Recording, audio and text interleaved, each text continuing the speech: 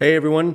Well, Dave Worley, our guest for today, was here a minute ago.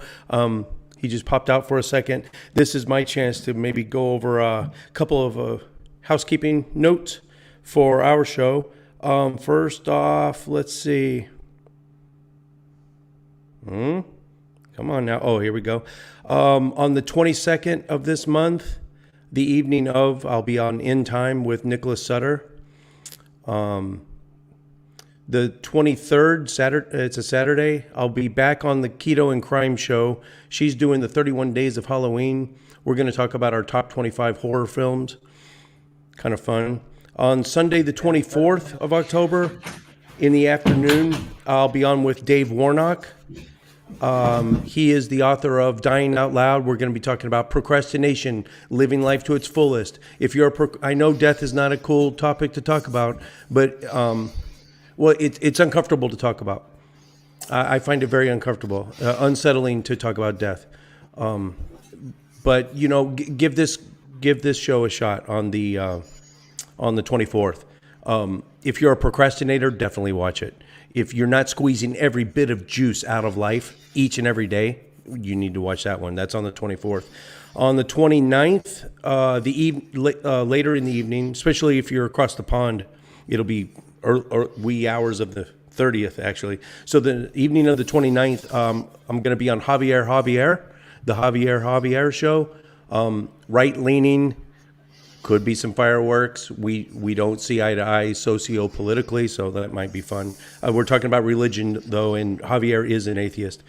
And that's it for upcoming events, other than I'm going to be probably take a little break from live shows after that, a little 1 to 2 week break, getting ready for the Faithless Forum. I'm going to go down there it's November 19, 2021, down in Austin. And I'll try to get some footage down there. I've got a lot of swag to pass out, stickers, keychains, all that. I'm going to be doing little short 5-10 minute little clips with not just YouTubers, not just public personalities, but if you want to come up, and I'm going to have I've got ideas to do little 5-minute episodes with whoever wants to. So that might be fun.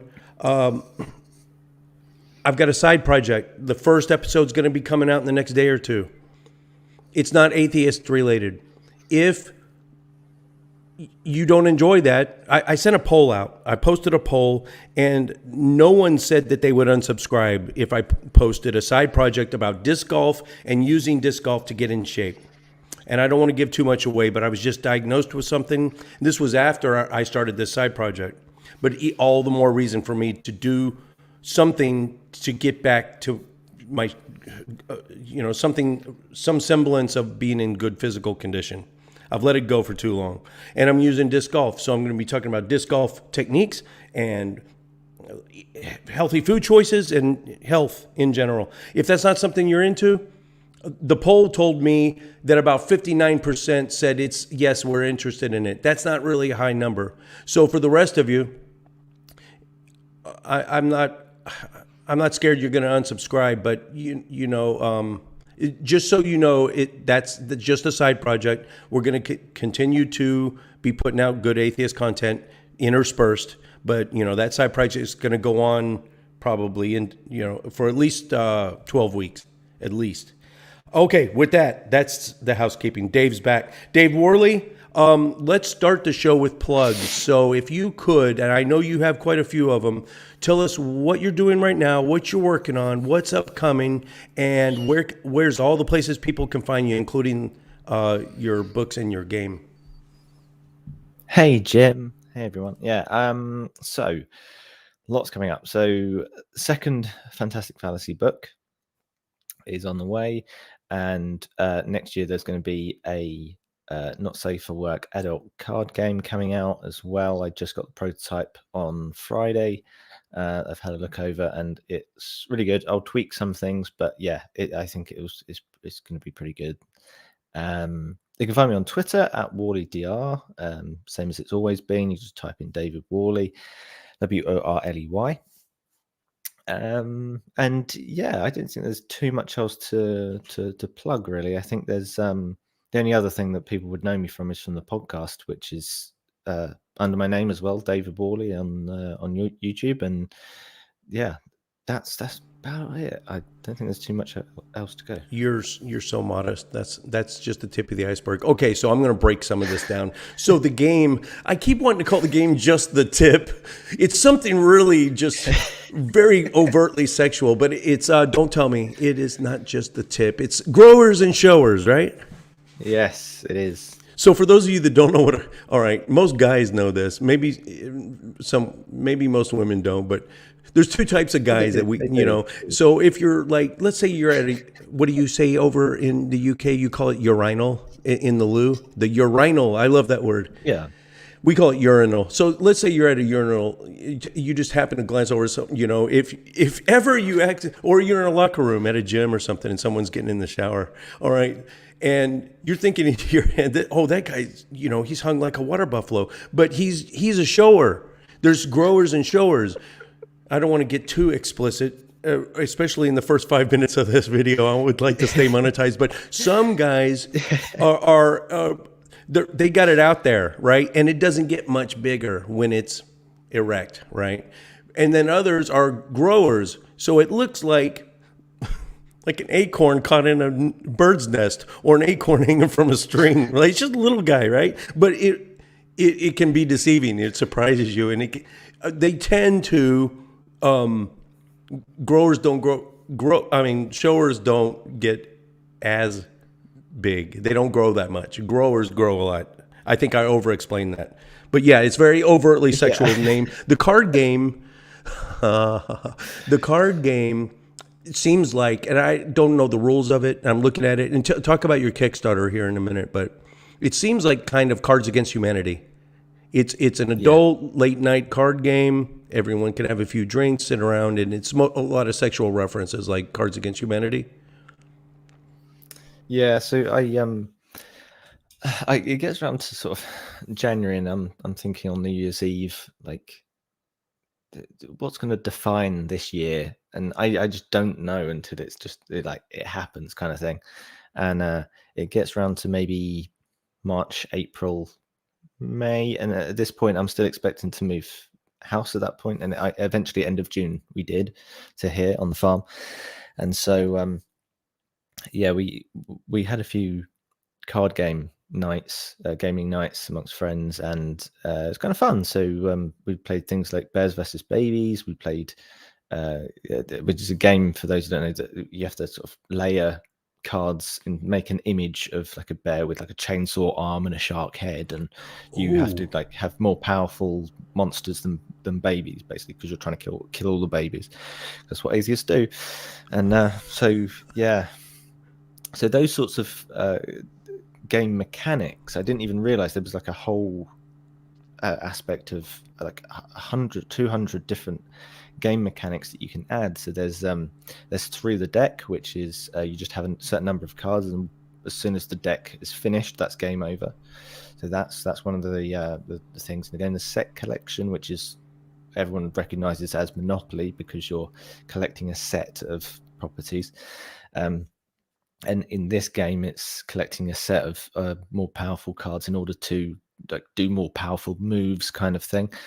And then there's other things, which is like Take That, which is where you're trying to ruin somebody else's game, and that's very sort of adult party game. So the main premise is that you're trying to like chop off each other's dicks, basically. It's like. It's just silly. It's not even meant to be serious. It's just like it just organically became this dirty game. It was never meant to be. It was meant to be originally this game called Centurion, and there'd be 100 cards, and it was really complicated. It was like 6 was rolling a dice, and then at the end there was like the proper 5-step process to ending the game. There's like an end game thing. So as soon as the cards are gone, you'd have to add up the points in your hand, which is the cards you were holding. But then there were cards on the table that were also your hand, but I couldn't refer to it as your hand, but it was your hand, and it was just too complicated. So the numbering and the scoring system just became sort of lengths of penis, basically. It just got dirtier and dirtier and dirtier, right? and obviously I'm bouncing off of my in real life mates at this point, and they're finding stuff hysterical. There's one friend who is just the dirtiest person alive. I don't know what I can get away with saying on YouTube, but basically his sort of mantra is, you could say hi to him, and he'd be like, "Oh, what? Reach around? What now?" And he's just like, "Whoa, where did that come from?" And so yeah, he's it got to a point where we'd edited the game, and we'd got some good ideas down, and it was bad. Like it wasn't worded properly, it wasn't coherent with like certain game mechanics, and it was just like a bit of a mess. So we came back a couple of weeks later with an edited version, and he's playing it for the first time, and the rest of us were already used to the terminology in the game. So, for example, there's all the cards are named after lots of different like porn categories and things like that. So you could say in the game, "I'm going to take your tits card and give you a blowjob, or give you deep throat," and it would be an innuendo when you're saying it, and it's like, we're used to saying this because we've been playing it for 2 weeks, but as soon as you hear that for the first time, it's like, oh, like, that's the whole point of the game. Is it sounds ridiculous to even try and describe all these double entendres. And he's looking at this, our dirty friend is looking at this, and he just gives off this little look of just, like, you can see that we broke him with this game, and it's just like, yes, that is exactly what this game was meant to be. Fully play tested. I like it. So, well, I want you to talk about the Kickstarter campaign, and I think that link is already in the description section. In fact, I'm almost sure of it. If it's not, though, I'll go back after the show. What's that game? That card game everyone plays, the fantasy one. TJ, our my former co-host, he plays. He got books of it. I forget what it's Magic called. the Gathering? Yes, Magic the Gathering. My oldest daughter, people have tried to teach. It's just so damn complicated. And for a party game late at night, you don't want that kind of. You want it to be quick, fun, easy. Some rules. Don't get bugged. That. But I was playing. What's the Witcher? The newest Witcher game. And one of the funnest parts of that game was when you go in the end and you have to play Gwent. I don't know if you're familiar. It's a card game inside the game. My mate has. Yeah, my mate. And it's super. Get that game, yeah. There's some strategy. There's a lot of strategy to it, but it's not that damn hard, and it's fun. And so I like that. I like Gwent. I like games that are. Well, I'm a dumb Marine, so I'm gonna. The fewer rules, the better. We play Cards Against Humanity every year at our annual solstice party here, our local atheist group, and every year at the end of the party, we after the party's done, the guest speakers talked, and we're back in the hotel, like in the lobby, and we have an annual Cards Against Humanity tournament, and we have a trophy that has to get passed from the current champion to the new champion, and it's really fun. And our guest speakers will sometimes show up, Matt Dillahunty, or like 3 years ago, and then 2 years ago was Seth Andrews, and just seeing someone so mild-mannered and soft-spoken as Seth Andrews, and you rarely hear him cussing, just playing Cards Against Humanity. It's hilarious. And if Math Pig gets a hold of this recording afterwards, because you said just a minute ago, quote unquote, "I'm going to give you a blowjob," he's absolutely going to take those types of things out of context, and he loves making these short little clips with all kinds of out of context statements. So be ready for that, Math Pig. Absolutely encouraged in every way. So the Kickstarter. Talk about it. Like, how far along are you? Oh, yeah. And how much money do you need? What does it take to get an actual game started? It wouldn't be a stream without me punching the mic. So the game development itself is sort of went through until May, and then it was the end of June that we actually moved here, and I got a new set of technology upgrade. I upgraded my phone. I got a new iPad. So this one that's currently got the stream on it is It has like Apple Pencil and things like that, so I could do like a detailed digital version of the cards and all of that. So once all of that was done, I could then very easily just take that artwork and put it on vector images, which sort of could become like scalable images for whatever it may be, for a website, etc. Then, as soon as it came around to the Kickstarter, I've been using a lot of other people's projects just to see what's successful and what's not. This has been planned better. So I was speaking to one person who's in Brighton, who's just got 3 times as much money as they need, and they started with a really big target of like 10 grand or something like that.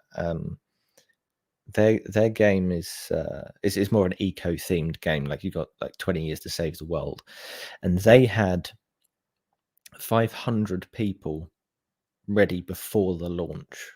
So I think they got something like half their funding in the first few days, and they eventually, like first week, they had all of their funding. So thanks, Dave.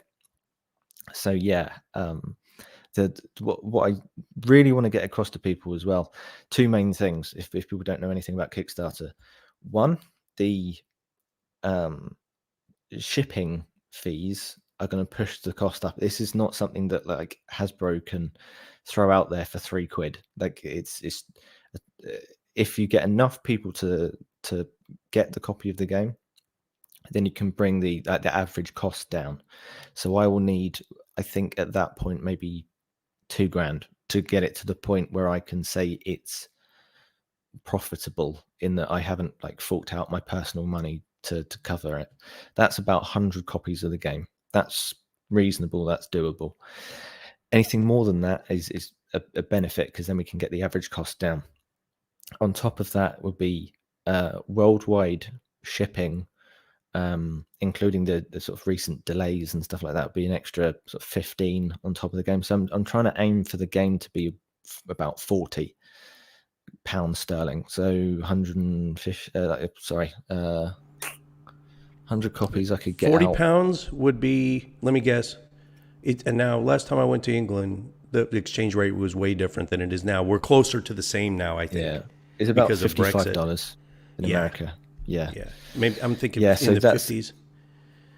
Yeah, I mean, initially that sounds a lot, but that's also including shipping, and it's also if we get enough people to have a game. Say I've added the option as well. It's not started yet, but it's added the option where you could just keep adding copies for an extra like £40. And so Like the expansion main packs? reason, not yet, but the expansion packs will play a part in it, because there's certain cards that are in the game that are DIY cards, so you can design your own decks and things like that. If you come up with good ideas, then send them to us on Instagram, and then we'll pick the best ones and do an expansion pack if it's popular enough, kind of thing. So when it comes brilliant, to man. That is brilliant.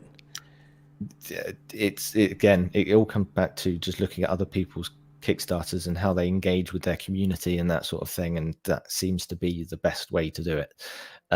So where was I? The first part was on the shipping, and that, I mean, it takes time as well, because when you've got a manufacturer, and it took me about 7 or 8 manufacturers to get the game to be done. I went people in China, they couldn't speak English properly. I went to another person in China, they were more eco-friendly, but they didn't want their Christian workforce to be exposed to the game. So then I had to go to America, and I went to Ad Magic, who do Cards Against Humanity, and they were just morons. Like, I'm sorry, but they were just like, it was really difficult to try and get this across to them. They got the theme. It was just, it got to the point where they were changing parts of the game without telling me, and it's just like, no, I can't do that, kind of thing. So then the UK said they couldn't do it for cheap enough, and then cut off communications. I was like, well, okay, how much can you do it for? And they just didn't hear back from them, and eventually found a manufacturer in Italy, which is sort of ticks most boxes in terms of eco-friendly game. You've got recyclable game, it's of sufficient quality, they'll do it for a reasonable price. So as long as you've got an account with Ludo Cards, you can go on their website and you can check out all the different costs and stuff for making your own game. I'd recommend it if people are thinking about making their own game.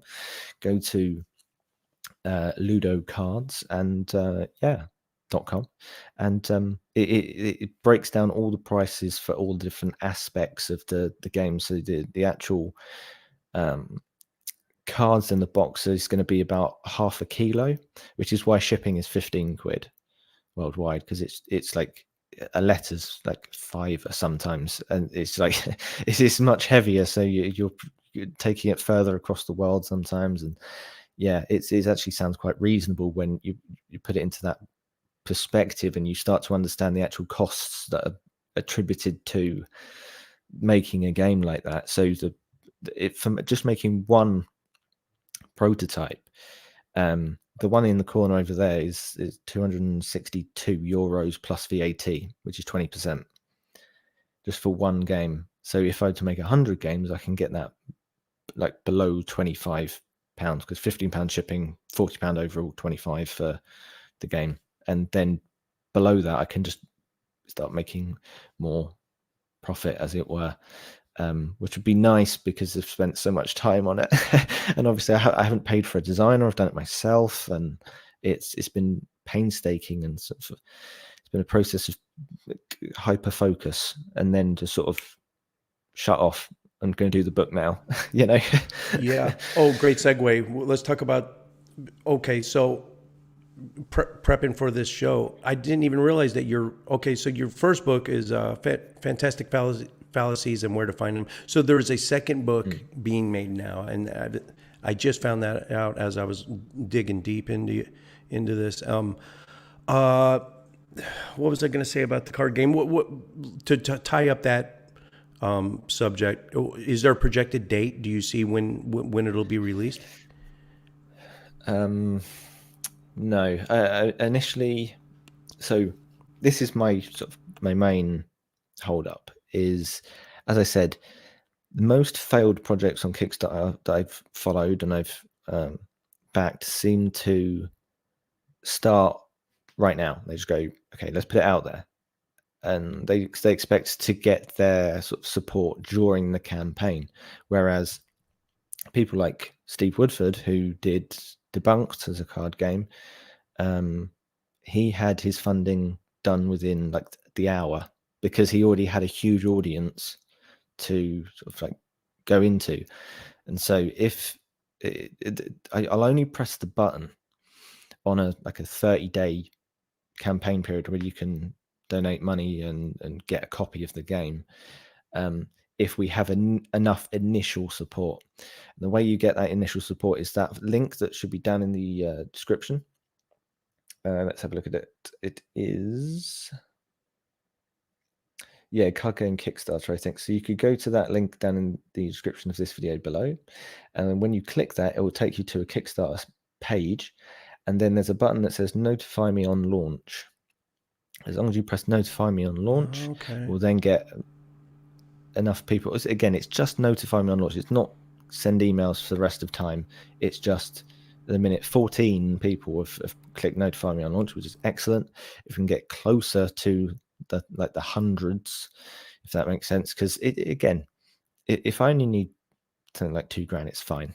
Like, I think we'll probably get some sort of funding off that, especially with, I think the artwork looks a lot better than some other projects that haven't maybe got that sort of technology or the time to be able to do that. So clicking notify me on launch is just the best way to support, even if you don't have any money.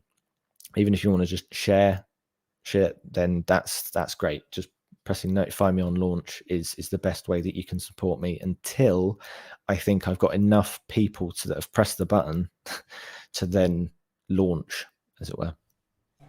Awesome. That I didn't see that button. Didn't notice it. That's good. All right. So your book. This might be a good time before we start talking about your second book, which is still in the process, or is it written? Is it out yet? It's written to the point of I can't see the flaws in it. and I need I need people to point out the flaws. So this is the point where I then throw it out to people, and then they give me various feedback and say, what does this mean? This sounds moronic. You've misspelt this.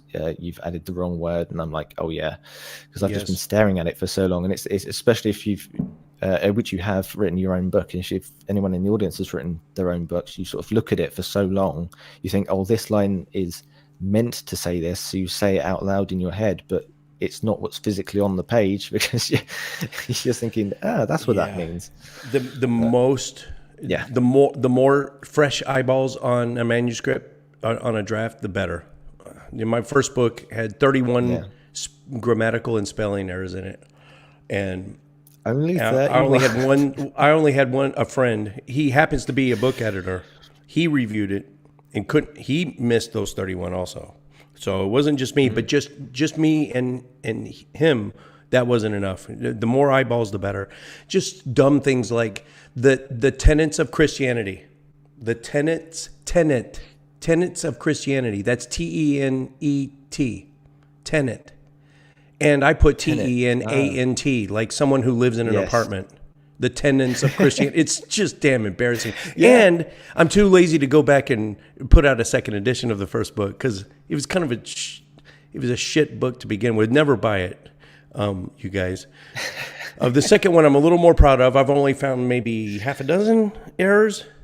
Half a dozen grammatical and spelling errors, but at least that many actual factual errors. It's 666 items. So even if I got a half a dozen of them wrong, I think it's still a good book.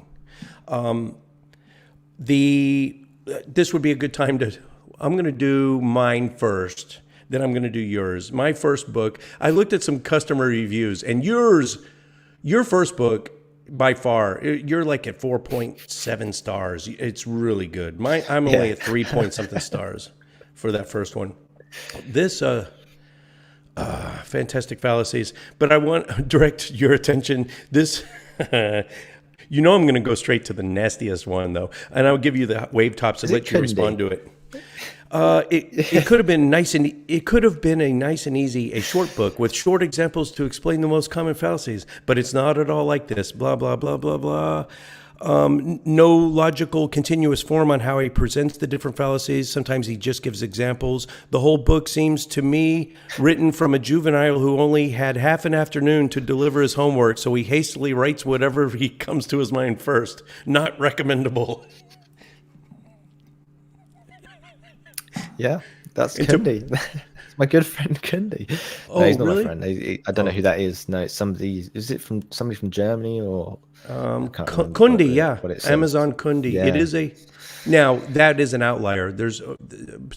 It's vast majority of these are 5-star reviews. Yeah, here's the only outlier, I think. Everyone else is like really nice. It's just great. Oh, really? Oh, well, that's great, because I've got tons. Here's one. This is on my second book, the one I'm actually kind of proud of. As a book of common myths about religion which aren't true, it seems like a great guide. As a book explaining what religions actually teach and do, I can't recommend it as anything of the sort. Good luck if you choose to read this. And, this one's back on. Oh, no, that's something else. And there were some others on the first book, but I didn't keep them. Anyway, hey, everyone's going to have their opinions. Is it hard taking that criticism, or have you gotten to the point now? I mean, you were a podcaster, and you're back now. We're going to talk about that next. Yet the nasty, unproductive, non-constructive criticism, can you just let that roll off your back like water on a duck's back? No. So this is the thing. When I was when I'm writing out the fallacies, the easiest bit to do is always the bit that you should do first, because then you still have like a natural enthusiasm to do it. If you start with the hardest bit, then the project's never going to finish. So the last thing that you do is the intro, because you need to know what you're introducing, and the intro is meant to set the tone for the rest of the book. And so I had this bit written slightly sarcastic bit addressing Kundi and people like them, and saying, actually, you know what? Let's just run with this idea. You're right. What we're going to do, we're going to say that I'm completely biased, and instead we're just going to roll as if this book is written by somebody completely different.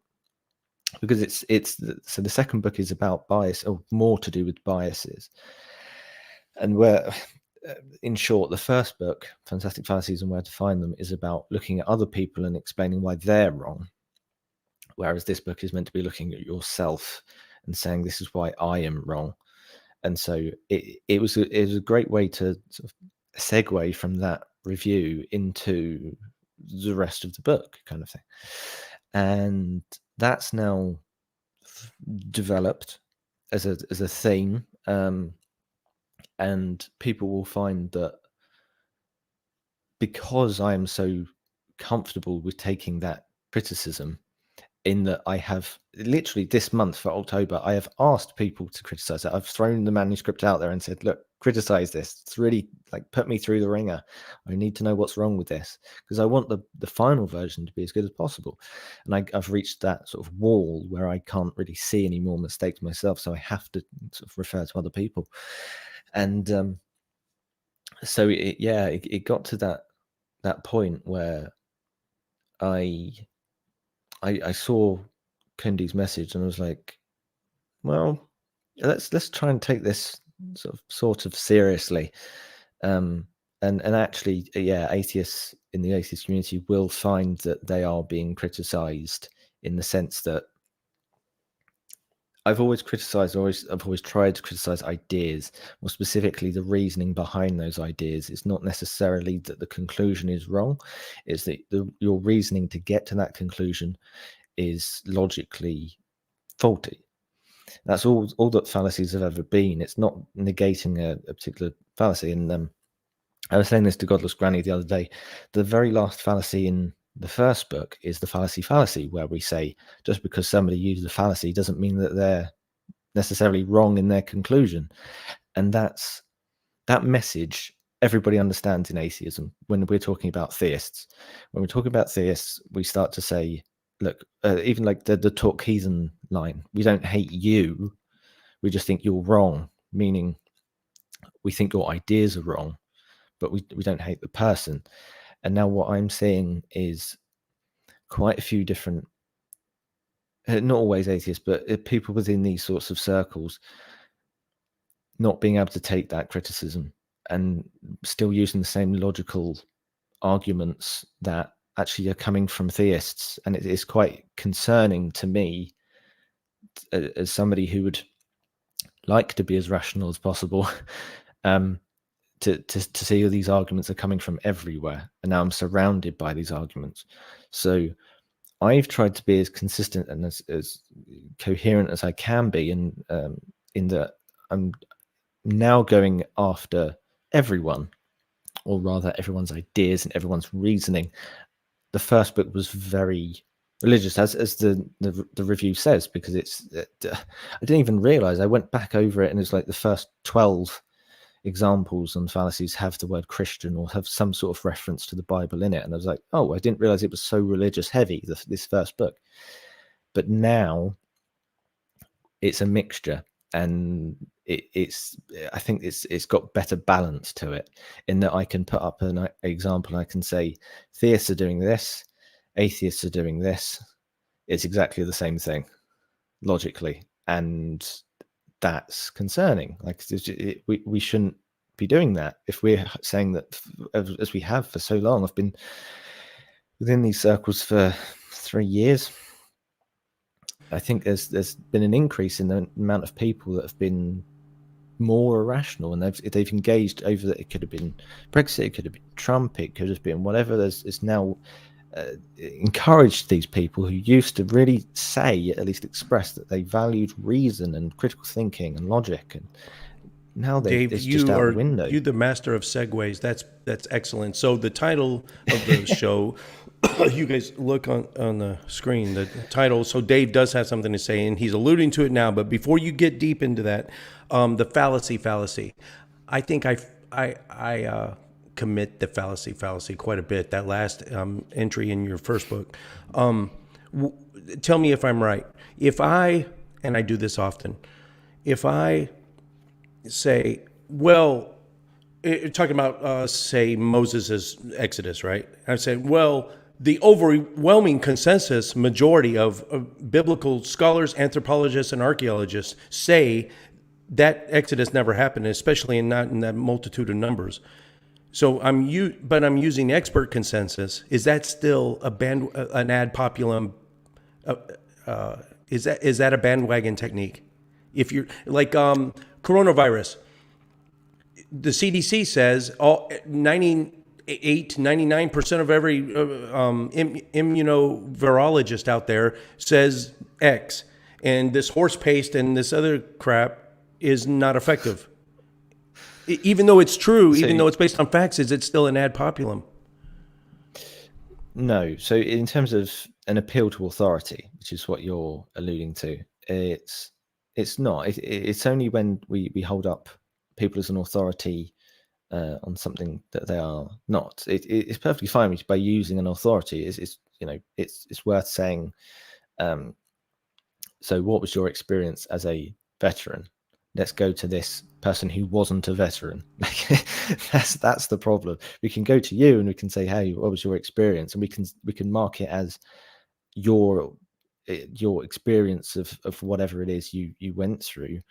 But we would never say this is now objectively what happened, because we don't know whether you have exaggerated the story. You could be succumbing to survivorship bias, sort of the winners tell history kind of fallacy. And so we have to amalgamate lots of different bits of information from lots of different sources. And so let's say if we had, did we go to the moon?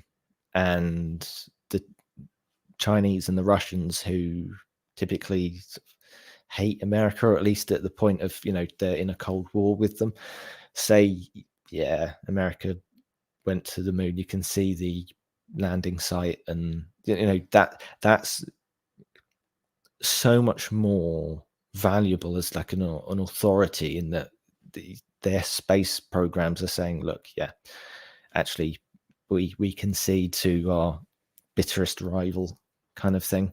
That sort of information is very good. It's not an appeal to authority, no. Okay, so the topic of the show. My guess was, so I didn't even know. My guess was, you being a controversial figure, I guess you could. What do you want to talk about first? Why you're controversial? Who you've been what shows you've been banned from? I have some other things. We can go down that rabbit hole. Talk about a conference that you were kind of blown up in for, I think, endorsing Lawrence Krauss. So that whole controversy. You want to talk about controversy first, or you want to talk about what you have to say to the atheist community? My guess was it was because you're a controversial figure.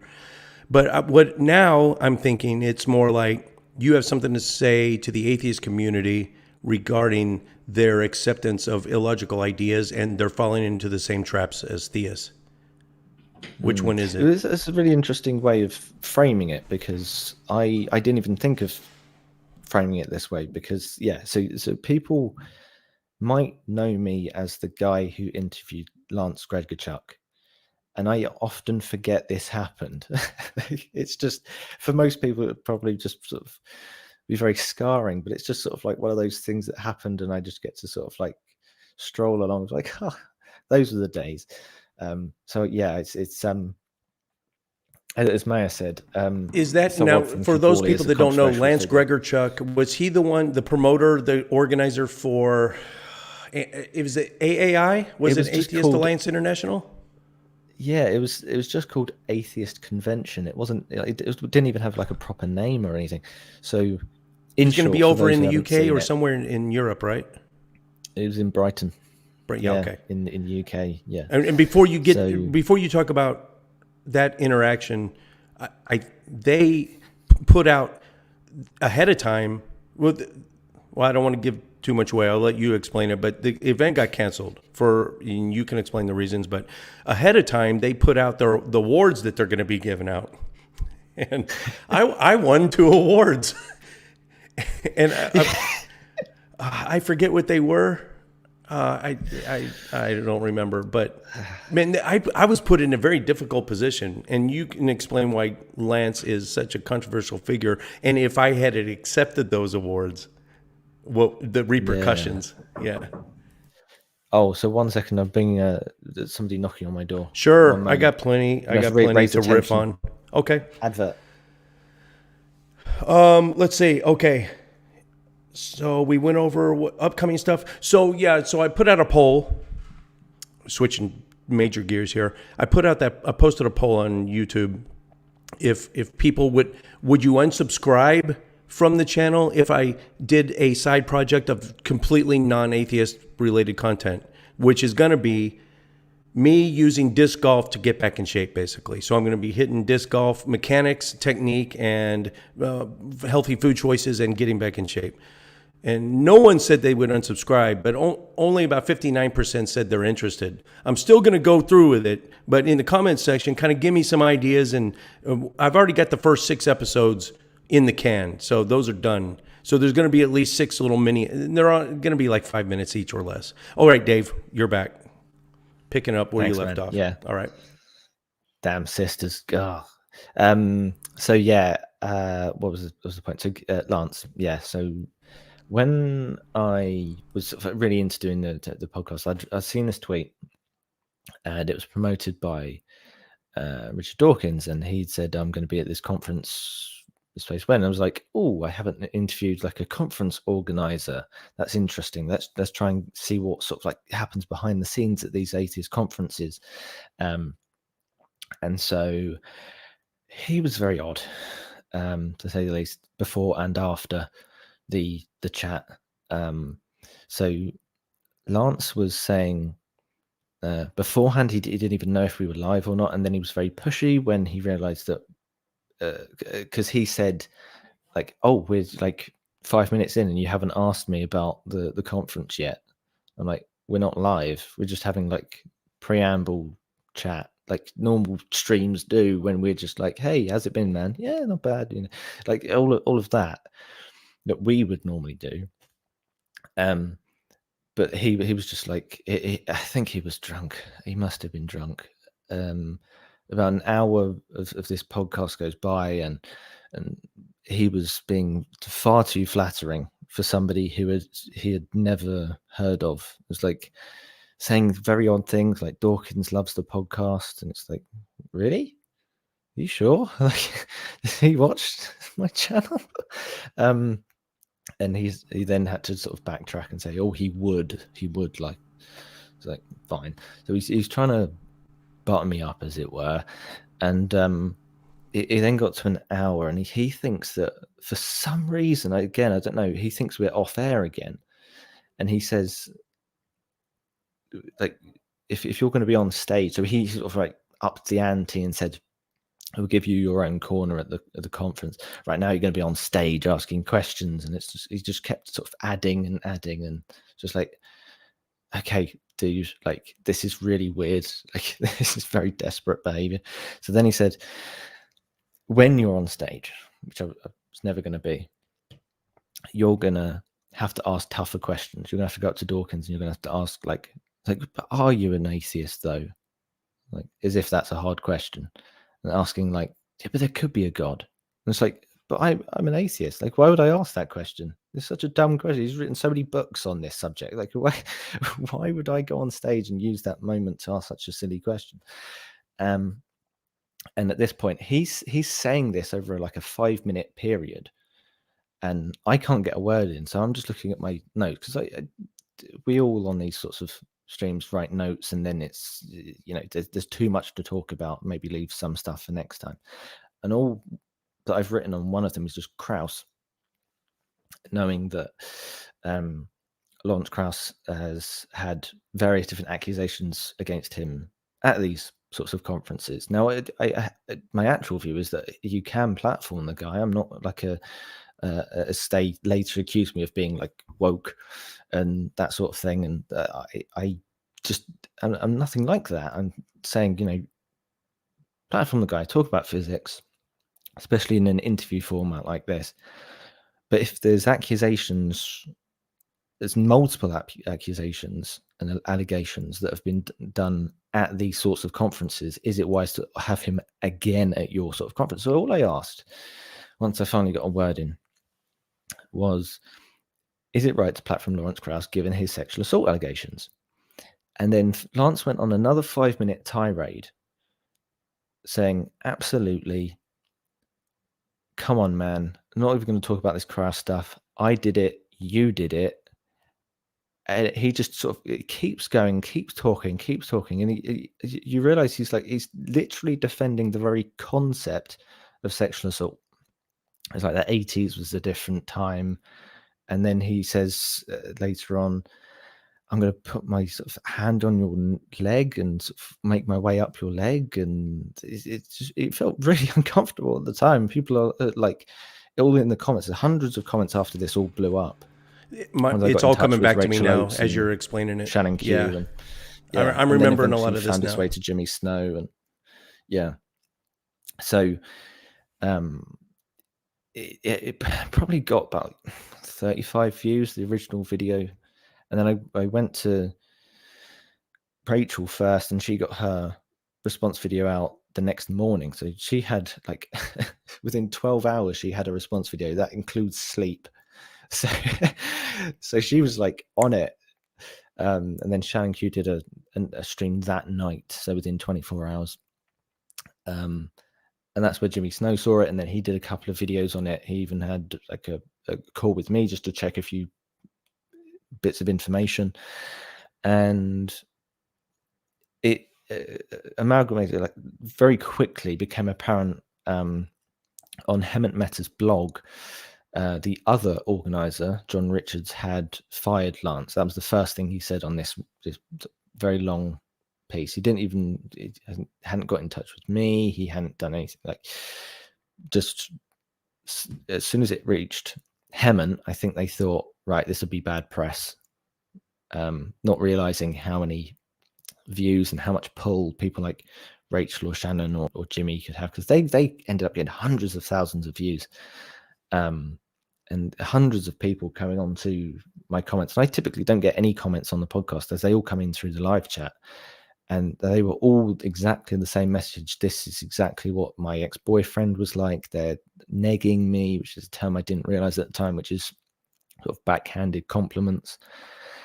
And Miriam Namazi dropped out of the event. Aaron Ra dropped out of the event. Aaron Ra had flights, non-refundable flights to London. I can't remember whether, I don't think Lloyd Evans was in the country because of the Jehovah's Witness investigation that was going on, and is still ongoing, I think. But so he was going to come down at the same time. He was in London, and so he was like, yeah, let's try and save Aaron's skin, put on a rival conference, and be better, kind of thing. And then that meant Rachel was on board, and I was on a 1-hour call with Steve Woodford to get him involved. We were trying to get Alex O'Connor to switch conferences as well, and he eventually did. Stephen Law also eventually dropped out. They dropped out at the same time after Navadia's interview, so hopefully I'm getting this timeline right.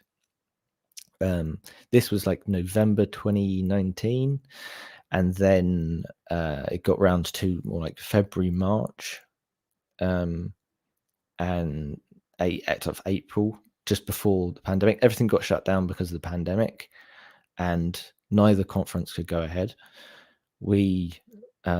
John Richards then threatened to sue me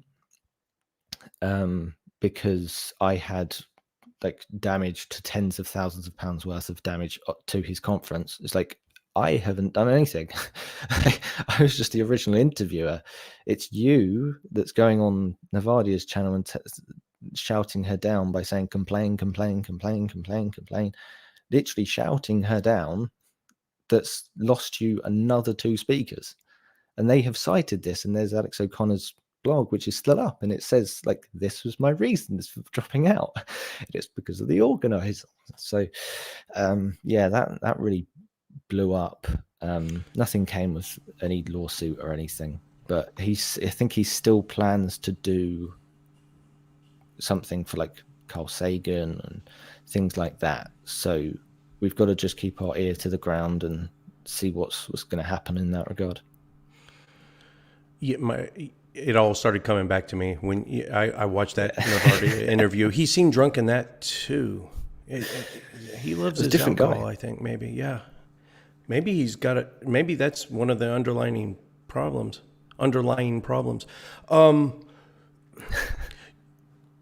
Do you feel like sometimes you're caught in the middle? You're caught in this maelstrom that you didn't ask to be in, that you didn't provoke, and you just caught up like a leaf in the wind sometimes? Or do you? Yeah. You don't seem like the type basically. of chap that would thrive on drama, and the more you're away from it, the better. And sometimes you just get caught up in it.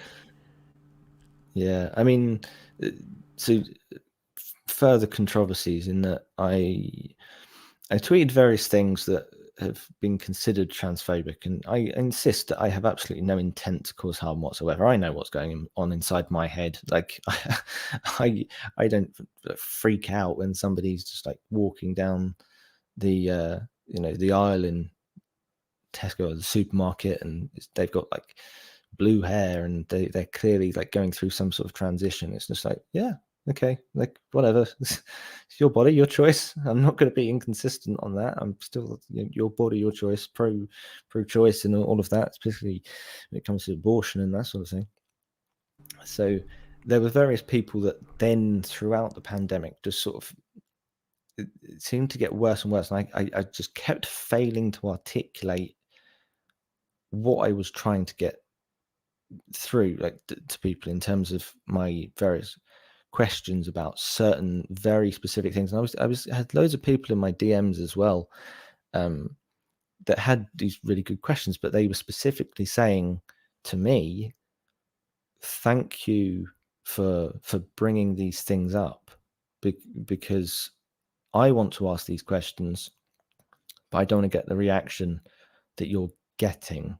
And it okay, maybe things were badly worded and whatever, but over the course of 2020, it's just got really quite toxic in terms of a second person in real life was threatening to sue me. Both of these were anti-theists as well. They're the only people that have ever tried to sue me are anti-theists. And the second time, it was because I was a manager of a women's football team and I wasn't playing her for 90 minutes. That's basically the start of the argument. Wow. And that I'm not even exaggerating. Like, so some people like dumb these things down, and it's just, oh no, that literally was it, really. And I just got annoyed with various people, so I just left because they're just being bitchy. And so this was all going on at the same time, and it was very difficult to try and find a place where I could just ask questions. Like when I started on YouTube, it would have been end of 2018, coming back off the second trip from no, it was the first trip from America. Was it? No, second trip. It doesn't really matter. But I'd met all sorts of different people in America, and it was I always go back to the first 2 weeks, which it was epitomized by the first week being with a pro-life family with 7 kids, and the second week was with a couple of actors in Portland, and it was just politically so completely different. And so it was it was from those experiences that the podcast started, and then I started to try and get people's opinions, and I really sincerely want other people's perspectives. And if I throw an idea out there, I realize somebody can correct me, and I'm not embarrassed by that, because then I'm better off, and I've been corrected. That's a good thing. I'm no longer sitting in my ignorance. So there's a passage in the new book which tries to explain and articulate that, which is people need to understand why we're having these conversations in the first place, why it's so damaging to cancel people or to just shut down a conversation just because you disagree with what's being said. And the way in which we operate and we think, not just atheists, everyone, is that we always think we're right. There's nobody going around thinking I'm wrong, right? There's always everyone who sort of thinks that they're right, and then they meet somebody else who says the same thing, and they think, oh yeah, I must be right on that. And then echo chambers get built and that sort of thing. So I try and explain this point, which I think I should have really put in the first book, which is, why should we even have the conversation in the first place? And the main argument is that we had ideas 10 years ago that we're embarrassed by. But by logically, it also stands to a reason that in 10 years' time, we're going to look back on today and we're going to think, oh, God, what were we thinking? But we don't know what those ideas are yet because we think we're right. And so if there's a process that you can go through to try and speed up, this identifying of bad ideas, so that you don't find out in 10 years' time, you find out in a year, you find out today, tomorrow, whenever, surely we should take that process. And that process is having a conversation with somebody who profoundly disagrees with us. And engaging in that other side means that we're going to get the maximum amount of challenge. And okay, sometimes they have stupid arguments that come back, but sometimes there's a degree of truth, and you start to think about it, and you go away for 4 days. You think about it, and you think about it, and you think, okay, I don't know how to articulate that. But if we fester an environment as an online community that encourages that conversation, then we will ultimately achieve more of our aims and objectives. If our aims and objectives are to take people out of the faith, for example, as it would be for if you're an anti-theist, that was your aim, then the only examples that I've ever had from the podcast of people that have said they've left the faith were people who said it was because of constant, relentless questioning of my beliefs.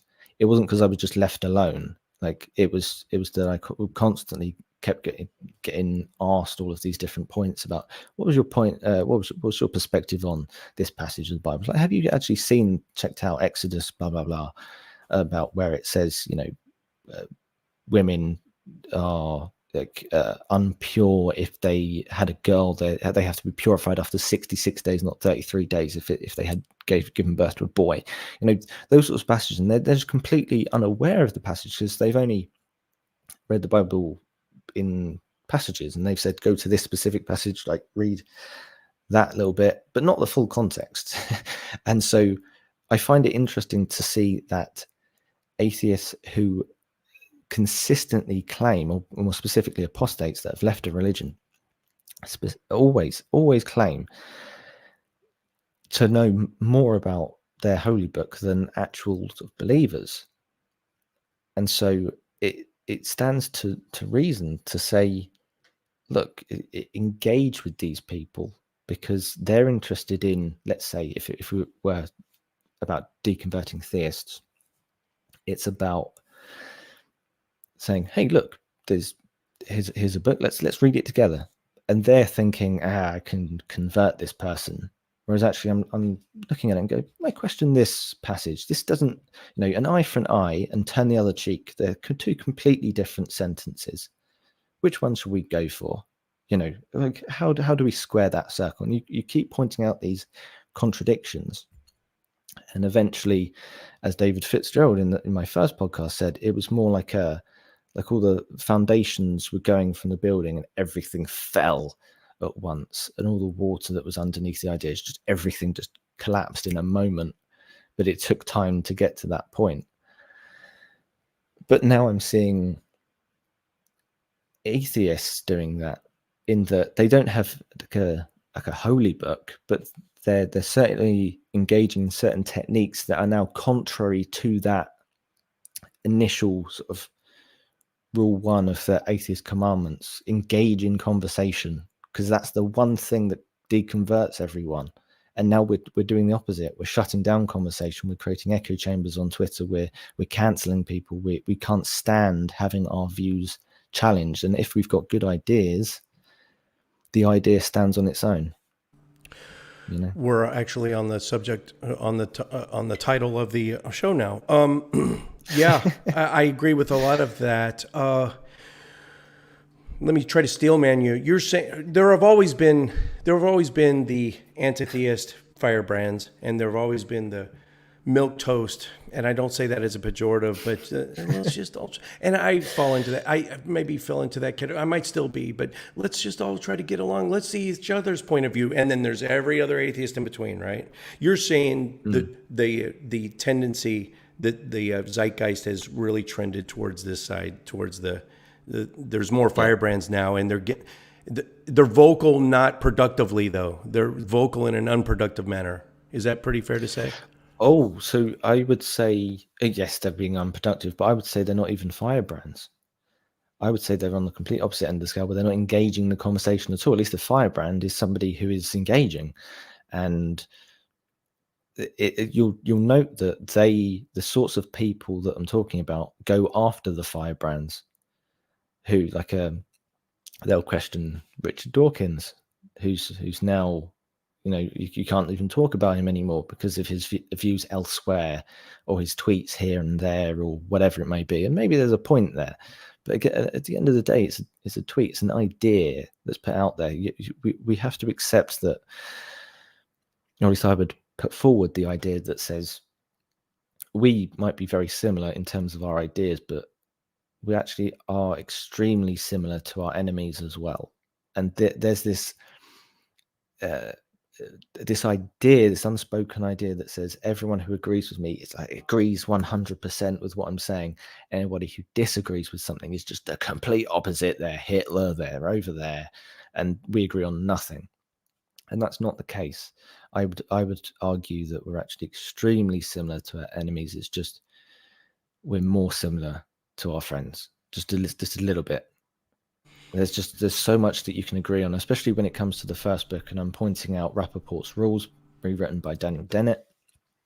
And I'm saying, if you want to criticize someone effectively, and if that is our aim, if we're trying to deconvert somebody, then we want to be effective in our criticism. We don't want to just come across as a wall of criticism. If anyone's felt like they've ever been criticized, it's never useful to just have your list every criticism.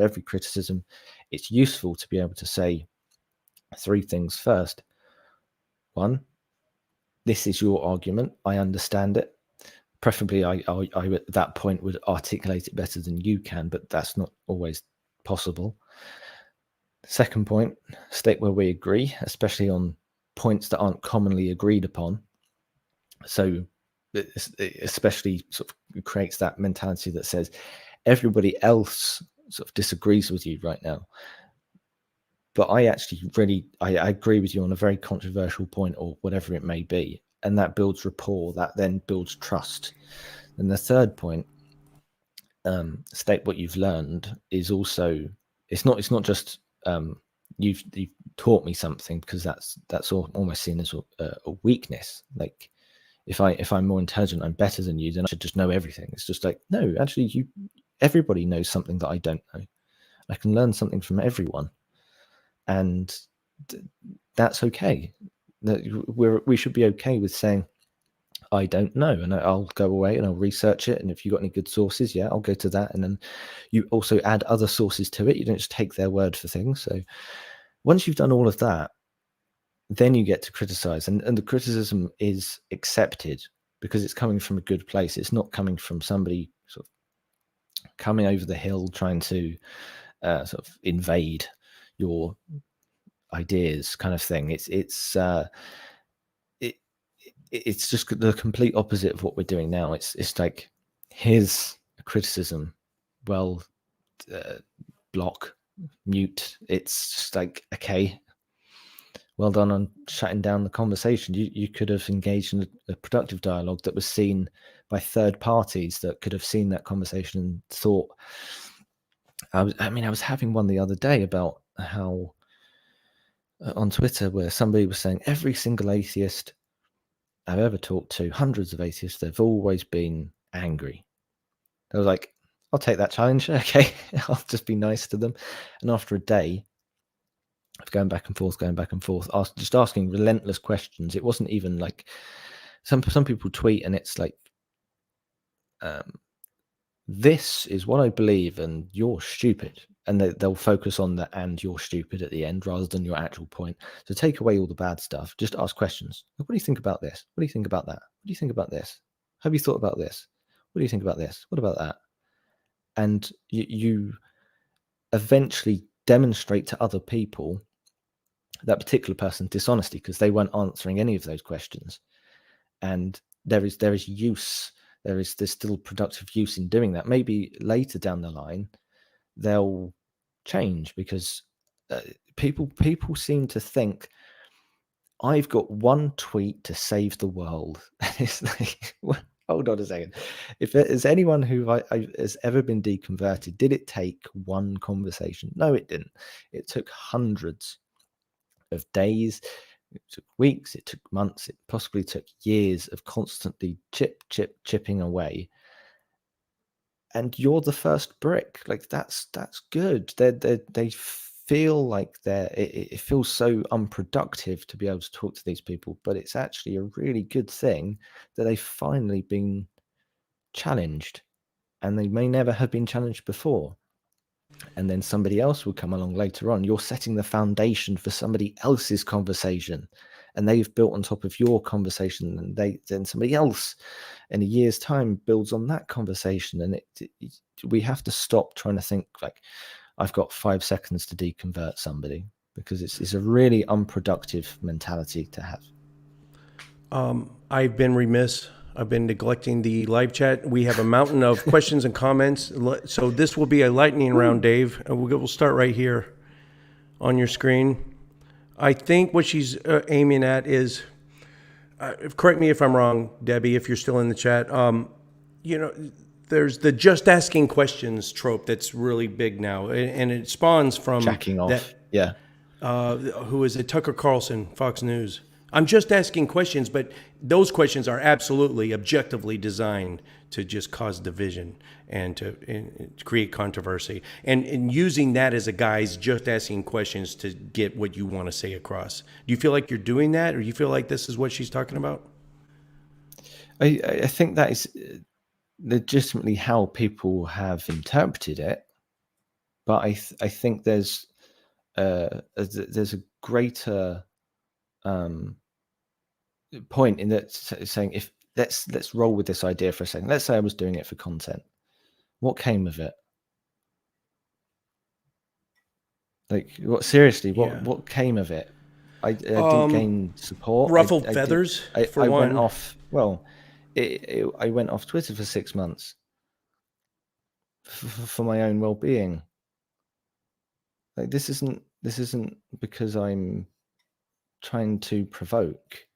There were very sincere people who are being dismissed as transphobic turf. They're probably bigots. They're probably this. They're probably that. And have you asked for their opinion? No. And there's somebody, I won't mention who, somebody who rather dramatically told me goodbye in all of this. Who's I'll tell you after who that is, Jim. But that particular individual within the atheist community was in the conversation with me during this time, during this exact sort of altercation, and they're not, it's not indicative of absolutely everyone, but it got to the point where I asked them, right, what is my opinion? First rule of Rappaport's rules: what is my opinion? State my opinion accurately, and we can continue this conversation. And she said, that's not relevant. So this was the structure for the argument. I disagree with your opinion. What is my opinion? That's irrelevant. And I'm at that point, what do I do? Because this is coming from an atheist. This sounds like something that comes from a theist, and may actually be the case. I'll talk about that afterwards. I'll write a note, but I want to make it absolutely clear. I sincerely meant absolutely nothing by the question. I think there's a certain amount of people who have jumped to a hasty generalization because they've legitimately they've heard this from other people before who have turned out to be that, transphobic, whatever. And okay, but that doesn't make me that. If people are asking for my views, then I've said a number of times, have my taxes, like pay for it on public healthcare that you receive for free. Like that is a profoundly left field thing to say. I stood for the Green Party, for God's sake. Like this isn't something that is. All of a sudden I get called a pound shop Dave Rubin, who I was correcting on Twitter just 2 days ago for his fallacies because he got Murphy's Law and Occam's Razor mixed up. I mean, I'm sincerely involved, interested within reasoning and logic. And if anyone could see from my perspective the sort of process that I've undergone in October just to try and get this book corrected, there's been a lot of feedback. There's been a lot of things where they've said, how dare you, this, that, the other, with certain passages within the book. And now I can understand, okay, that's going to provoke people. I can now rein it in.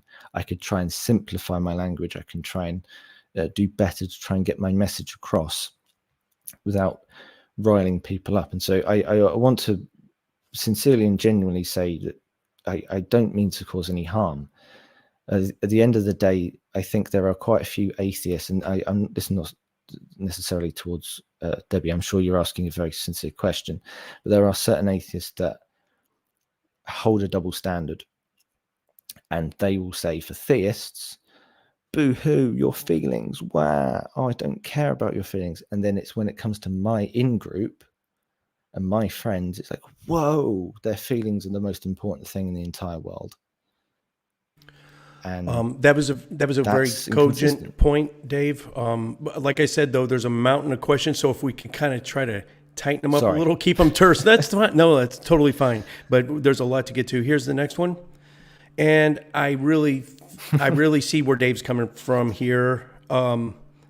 Because from my own personal experience, I don't, and I have at no point during having the show had the aim of deconverting. So we can't always assume that's all our goals, because it's not my goal, and I'm a sample size of one, and I'm sure there's more like me. I have no intention of deconverting. Now, am I pretty goddamn good at it? Yes, I am, but that's not my goal. And I think per capita, I've only got 8,000 subscribers, but per capita, I think I'm more successful at it, even though I'm not trying, as some of the heavy hitters, the Shannon Q's, the cosmic skeptics. But respond to this one. Yeah, so I mean, Dave's having a winky face, but if this were a genuine point, I did say if. So at least I should have said that if I didn't say that. If our aim, I went into Kant's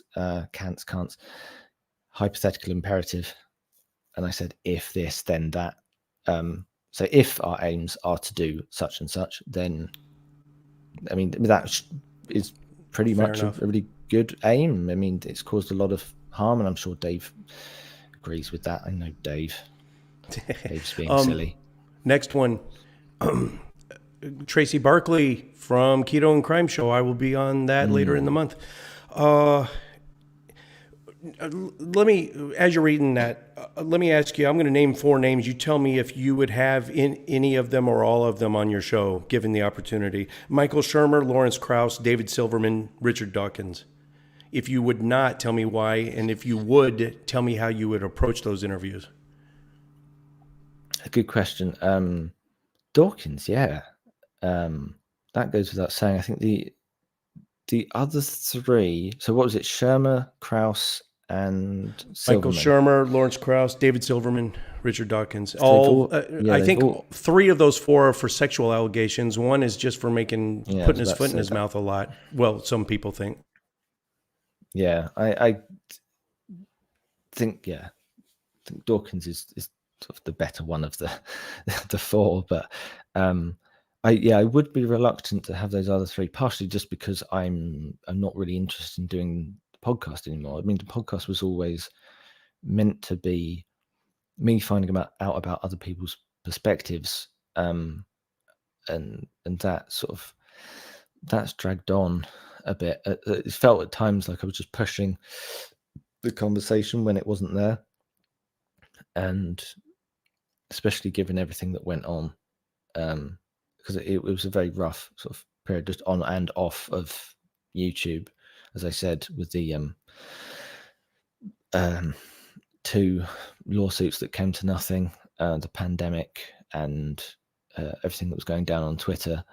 It's just it certainly feels like a smaller space now, and what I mean by that is it comes to the ketone crime question. It's less about atheism and it's more to do with social political stuff, which if you watch Noel Plum videos, who was around since the dawn of time, because he is God and he invented the universe, he was around during the Atheism Plus stuff, which a lot of people aren't aware of, and that's exactly what it was. It was a socio-political stuff. It was about attaching this sort of activism to atheism as if they were sort of linked, and they weren't, and it sort of ate itself.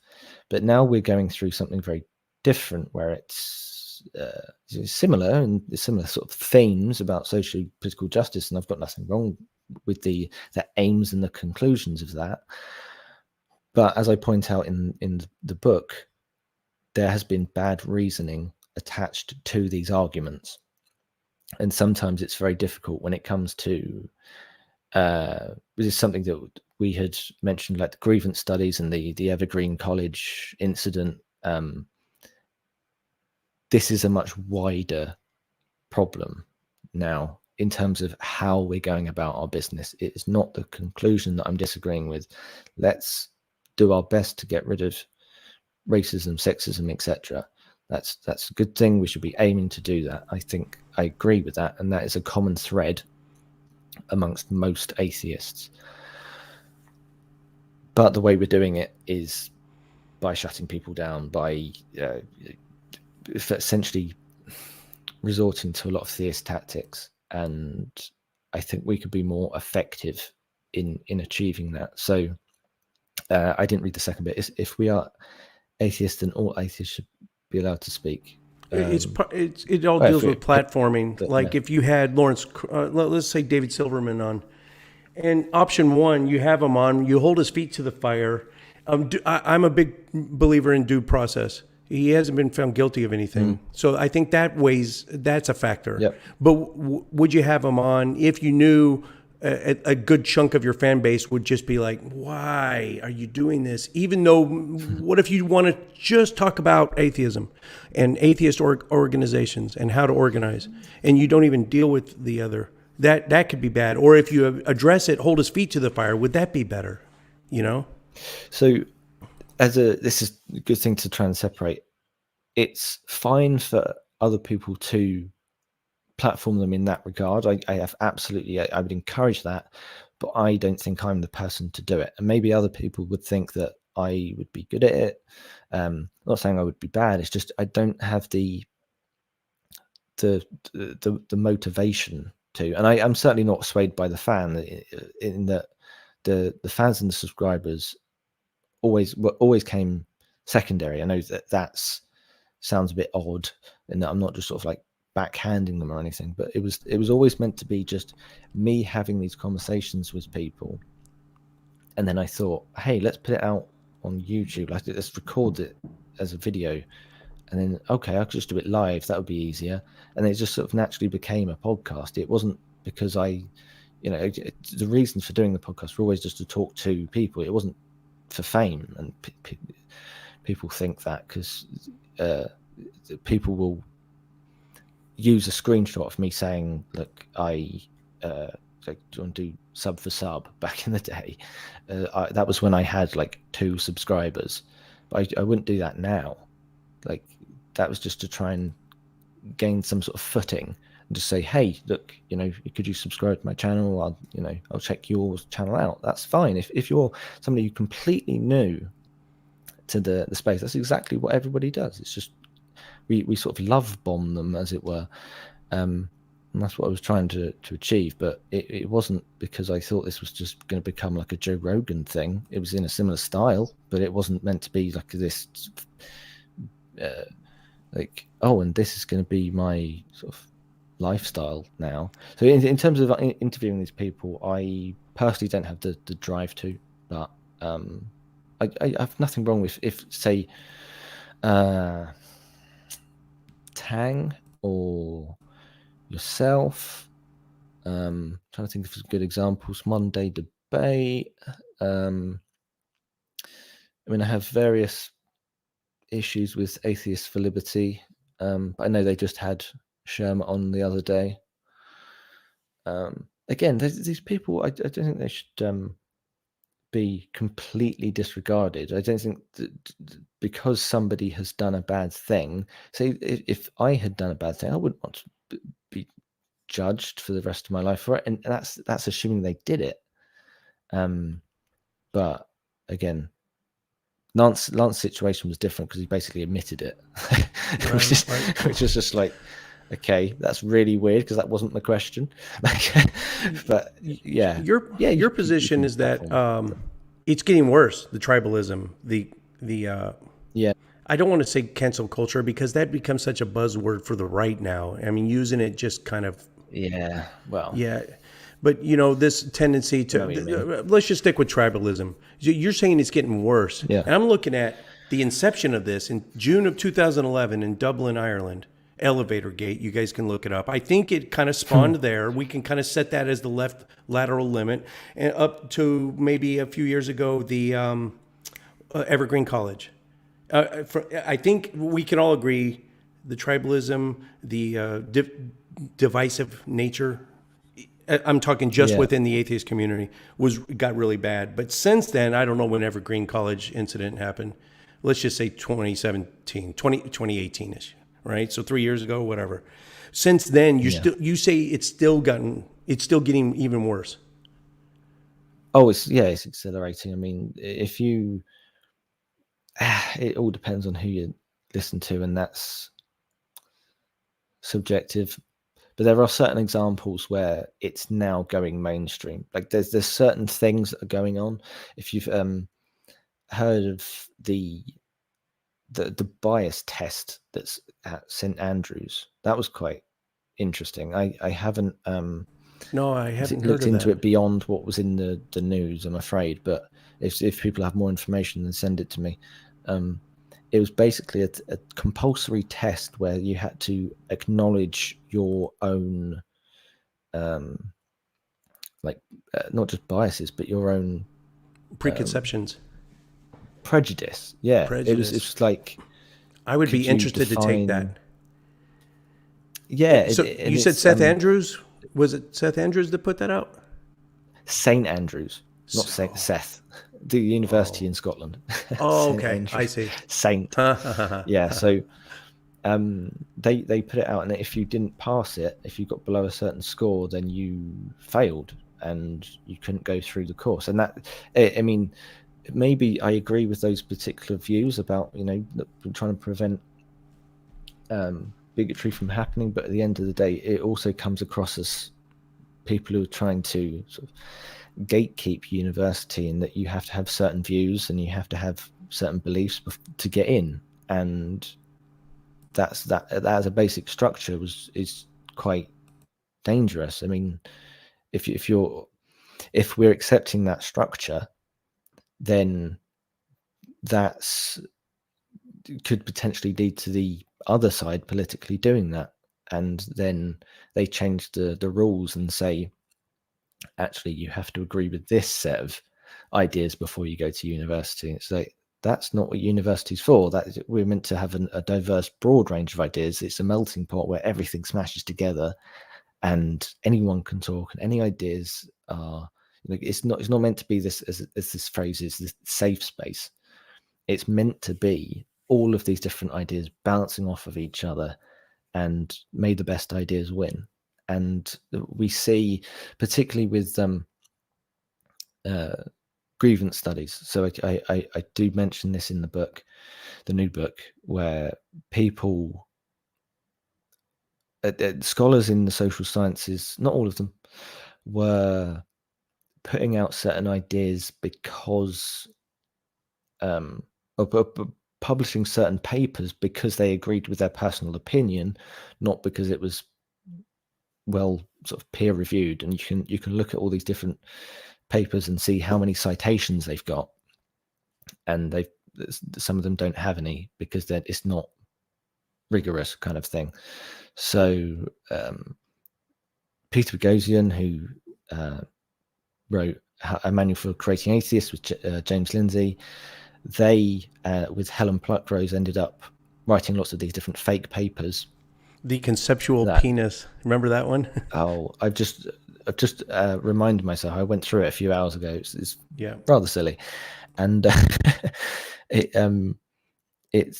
were basically writing all these different fake papers because they wanted to try and demonstrate what you could get away with, like what could be passed by certain people. And they were writing papers on as you say, there was one on the conceptual penis, there was one on queer performativity in dog parks, and it was about whether straight owners of dogs would break up a fight between dogs if they thought that the dogs were being gay.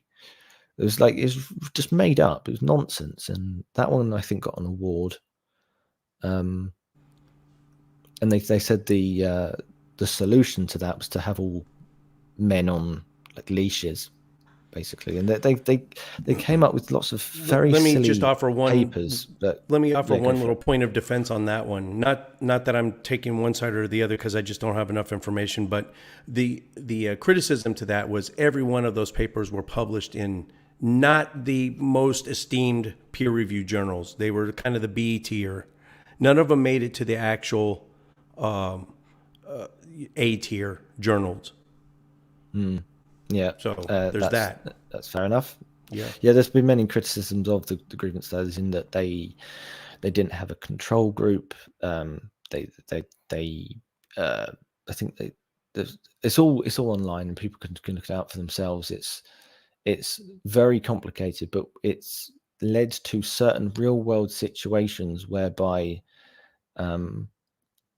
people are starting to become very concerned for, let's say, I think it was in the Fawcett Science Journal. I hadn't heard of this before, but it was one of the papers or one of the articles they produced was describing, instead of using the word woman, they said bodies with vaginas or words to that effect.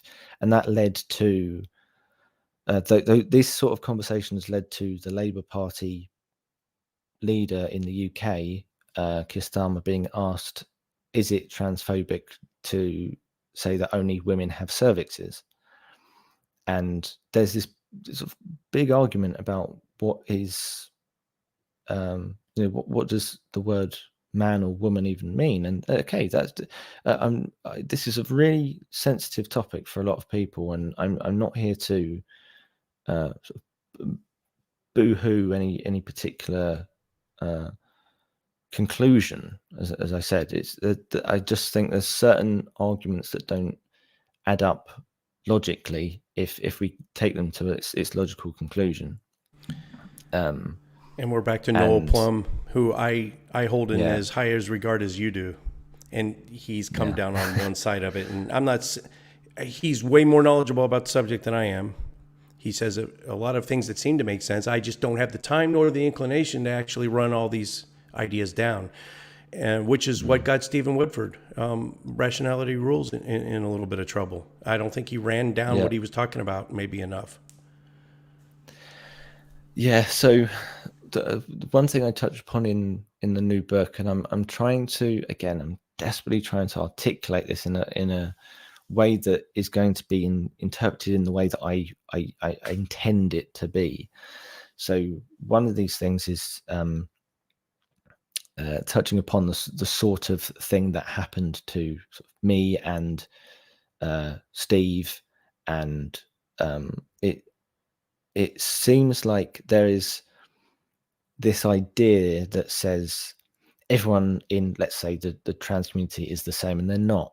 They're completely different. There's something completely different between a Lavender Lady and Essence of Thought. They're not the same person. They're complete opposite people. One's lovely, and one went after Steve, to put it mildly. So, and I don't just mean that in terms of their manner, but in terms of specific ideas. So Noel Plum does this, sort of, has always done this sort of social commentary on Essence of Thoughts videos for years and years, and it's really good. And one of the things that Essence of Thought brings up is the idea that when it comes to sport, Noel's very interested in athletics, and I've been a football coach for what has been 8 years, and so that's our angle on the conversation. And there's an idea which I would disagree with that says testosterone doesn't cause the difference between male and female athletes, and I agree with Noel in saying that actually it has a profound effect. It's one of the key aspects of. I don't want to go too much in the weeds on that, Dave. But sure. There are.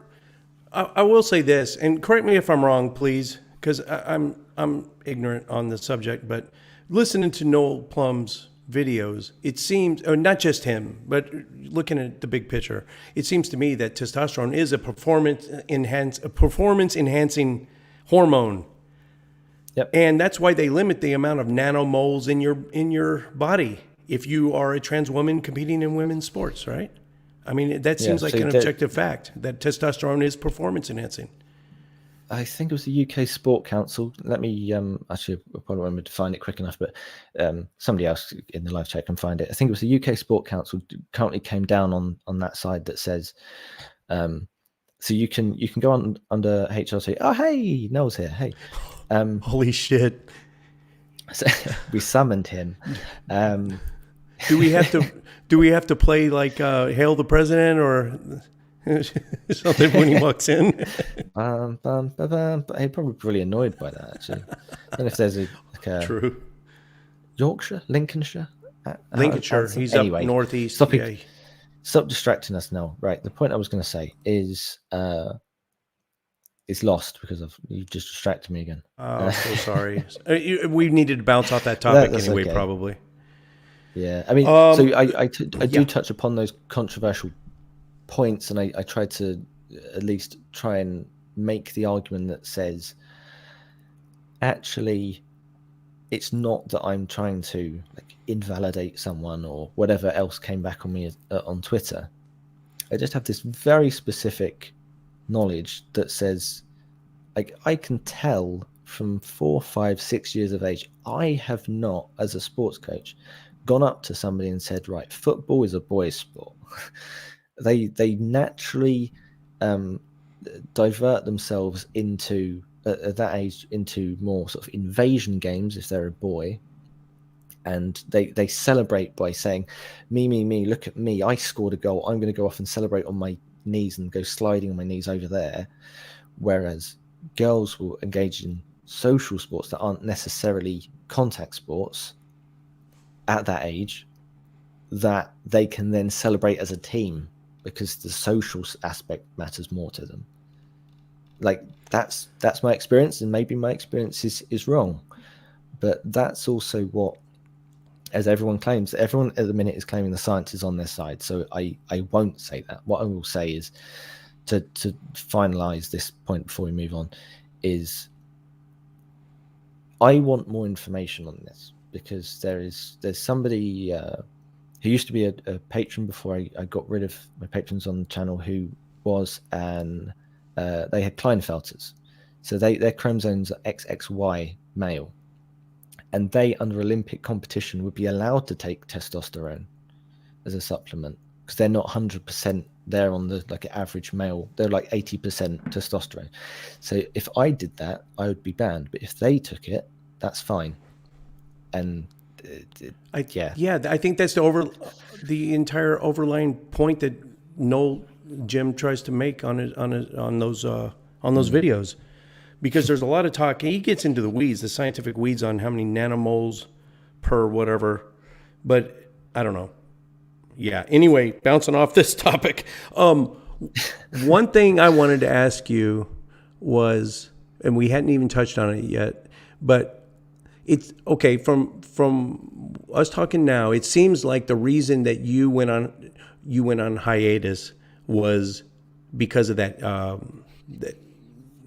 Lance situation and the whole conference. So was that the catalyst, or was there anything else that caused you to leave? What did you think it was going to be, a hiatus, or were you planning to permanently leave? And why did you come back? That's a lot of questions. So yeah, it was a permanent leave, really. I mean, it felt like it got to the point where even completely mundane, normal tweets would be getting me some sort of message back, and it was a lot more to do with the sort of trans stuff than it was to do with any of Lance. I mean, that was over. I was silent on that topic, and it's really difficult to point out to people that they're sort of coming to these hasty generalizations about me, my opinions, what I think, because people don't give each other enough time, especially on Twitter, because it's a short format conversation, and then you have to just type these long sort of 11 tweet threads, and you don't have enough time because everyone's just on their response time, and it became too intense. It was just way too intense, and it again, perfectly normal tweets were getting me messages back. Very similar. I was seeing similar things for other people as well. So when is it Natalie Wynn, Philosophy Tube, came out as trans, so they said my name's Natalie or whatever, they're in a nice tweet, and then Steve Woodford came back with another tweet saying, hey, we're sort of like very similar channels because they're both philosophy channels, and he said, yeah, great, this is fantastic. Made a very nice tweet sort of celebrating his support for Natalie, and there's somebody underneath that was saying, you're only doing this to hide your transphobia. It's like, oh, for God's sake, like it's just too much. It's because at that point tweeting support isn't enough. And then, again, I want to make it absolutely clear, the book barely touches upon sort of trans issues, but it does feel like we're 90% talking about that, and that deserves its time. It does. It really does. But climate change we don't talk about. And on more than one occasion, I think we could discuss more. So on more than one occasion, someone had booked you since you've been back, at least twice, I think, but maybe just twice. You had been booked on a show, and then the Dave legend spread and got to them, and then I don't know why they're going to more people than me, but I get a private message saying, hey, I just booked them. Am I in trouble? Should I cancel this? And at no point, of course, at no point do I say, no, outright cancel him. Hear him out. If he says anything that you patently object to, hold his feet to the fire. And in the most recent case, the person the show had you on and was pleasantly surprised, and you were a quote-unquote lovely fellow. So I think maybe a lot of people maybe have some misconceptions, and I don't know. And that's the problem, I think, because there's one person asked me very recently on giving feedback on the second book. It's like, how do you deal with like reputations that are damaged? It was asked in the context of theists, like if I've had an argument with my theist family and they're not talking to me anymore, like how do I then go about trying to have a productive conversation? And my answer was basically state where you agree, go back to Rappaport's rules, just really sort of home in on, we agree on this, like this huge list of things, but we only disagree on this tiny little issue.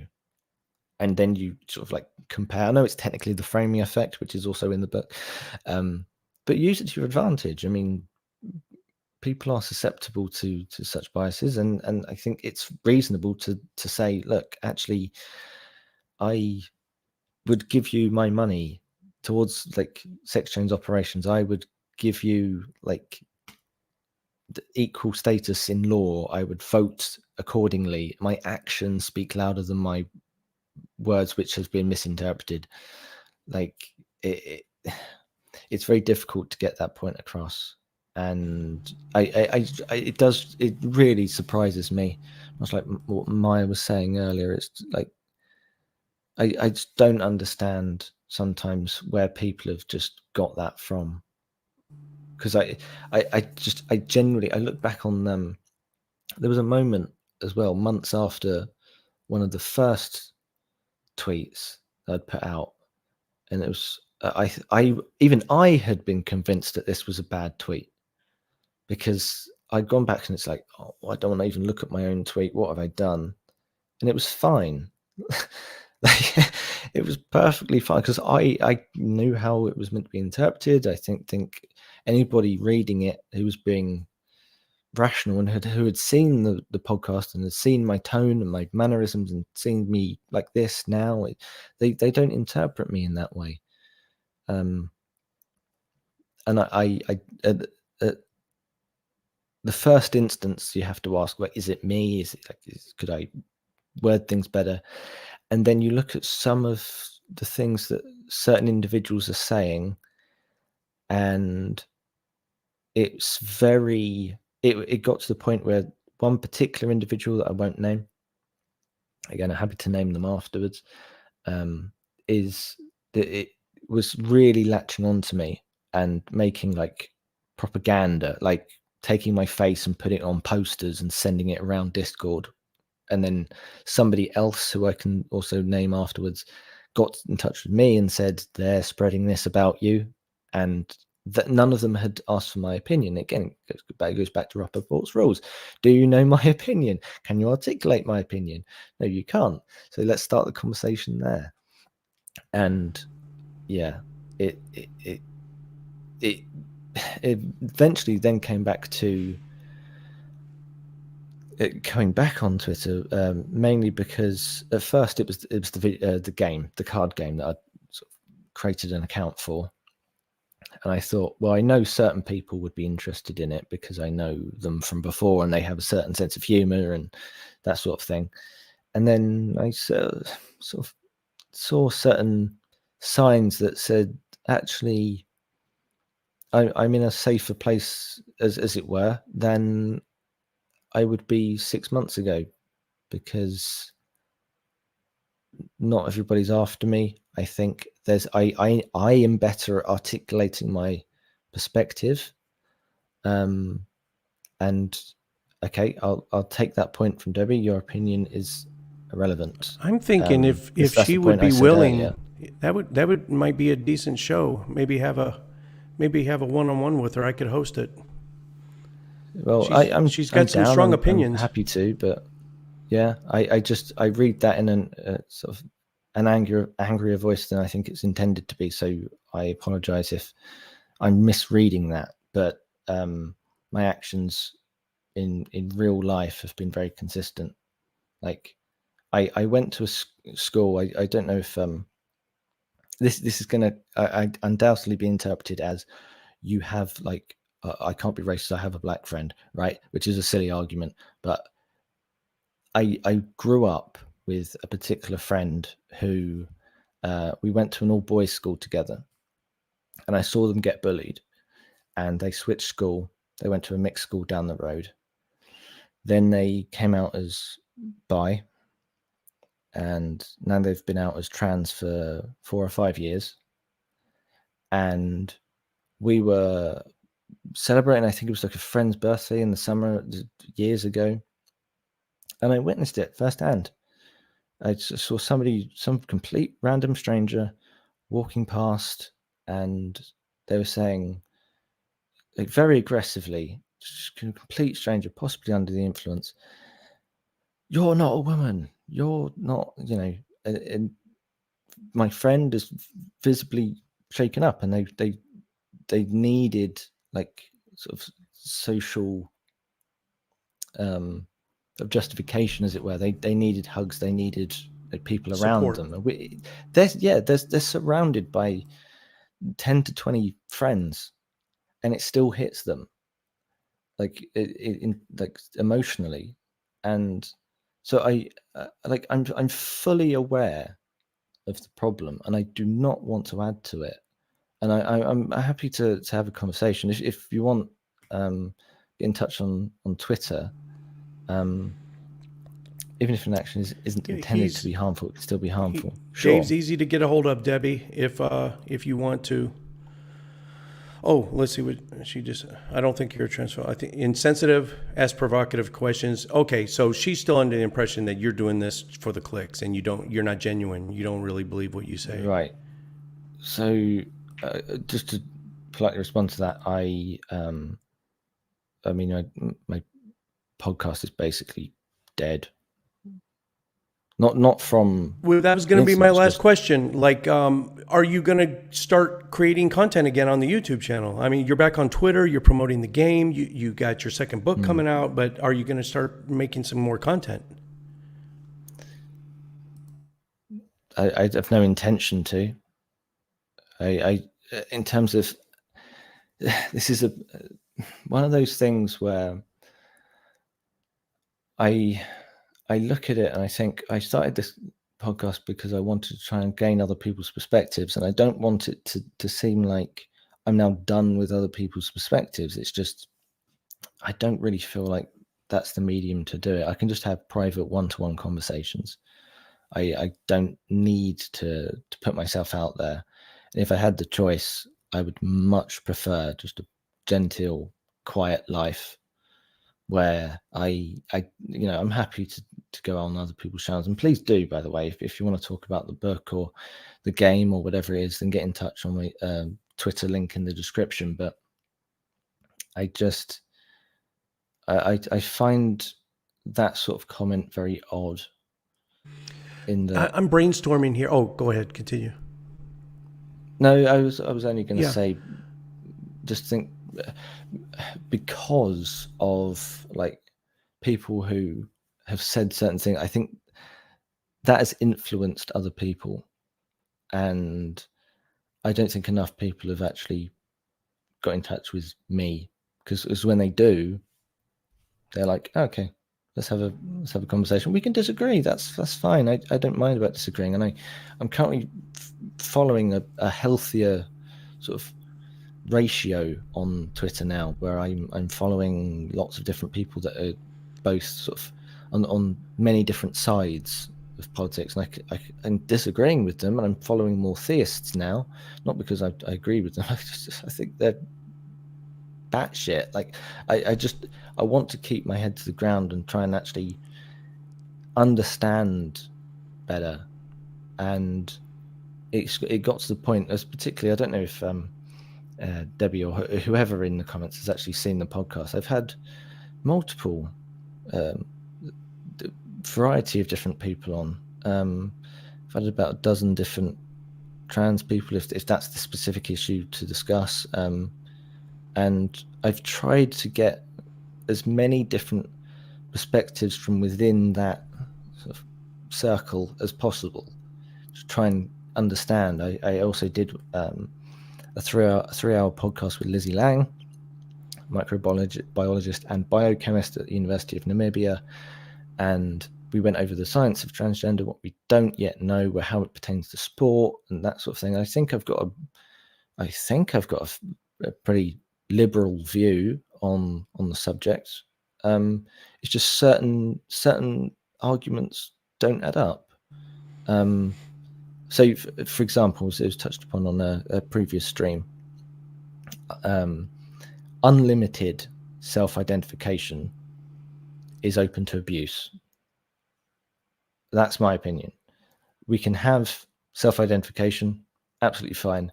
not my place to be telling somebody else what's going on in their head. That's none of my business. But if we, the way I explained it was that it was my understanding that we shouldn't conflate sex and gender, and they were two separate things.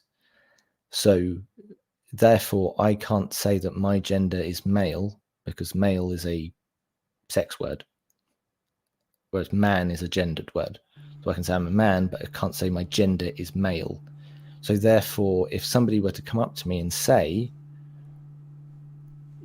you can't have self-identification of your own gender that is a sex word, that negates the argument of an open door policy to self-identification. There's a limit, there's a line, and that's my perspective. You can basically do whatever you want. I mean, I'm not against it. It's just logically, if we say one thing and then do the other, that's cognitive dissonance. And I sincerely try and point that out, and then it will be interpreted, if I did that to somebody else, it'd be interpreted as me invalidating their existence, which is mildly poisoning the well. And it seems like an exaggeration. I mean, it's not my intention at all. It's just, we agreed to this other point that said we shouldn't conflate certain things. And then there's another trans person over here that says we should be conflating it. It's like, this is an argument going on within the trans community. This has nothing to do with me. I'm just trying to understand, like, this person says this thing, this person says this thing, they hate each other. Like, I'm really trying very hard to be consistent. And I really struggle to articulate that sometimes, when I know there's so many other people that have sincere points, and it'd be so easy just to turn around and go, sod this. But I'm not. I'm still there for my friend, like, who got bullied, and I'm still trying to sort of be as coherent as possible when I understand that others don't necessarily value that.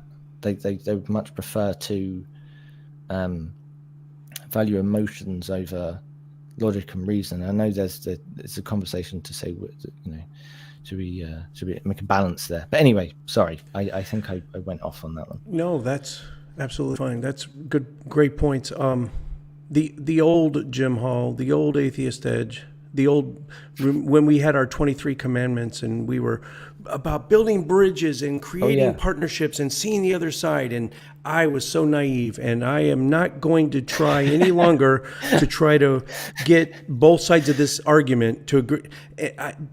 Even my small channel, I thought naively that I could make some small inroads, that I could help to bring the community back together. And maybe I see your point. Okay, we disagree on this and that, and you know, and maybe we can.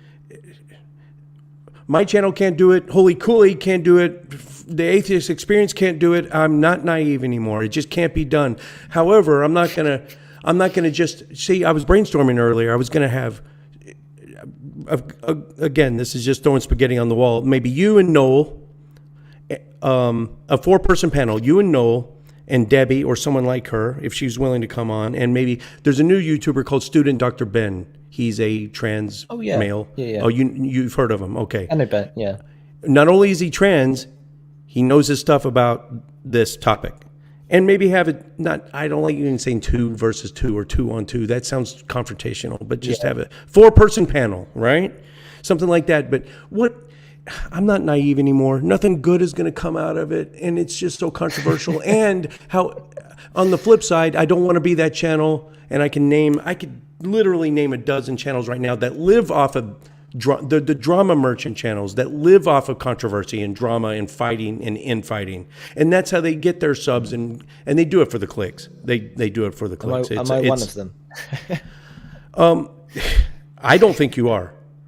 And I'm not going to even say some names. There's certain channels that I love the people that are putting them on. I just don't like the format that they're using and the roads they're going down.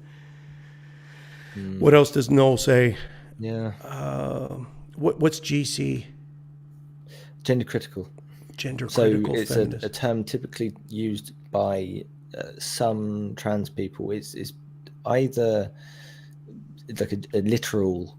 It's more like a not deeper deep, but it's like it can be used as a slur, basically, but it's not always used in that way. It's sometimes literally just somebody who is critical over gender. I mean, the word critical itself was meant to be a good thing if you're critical, but again, it's been repurposed to mean something negative, and that's something that I can't remember if I actually left that in the book or not, or edited it out, but it's I'm concerned about that repurposing of the word critical before we even get into the actual conversation itself.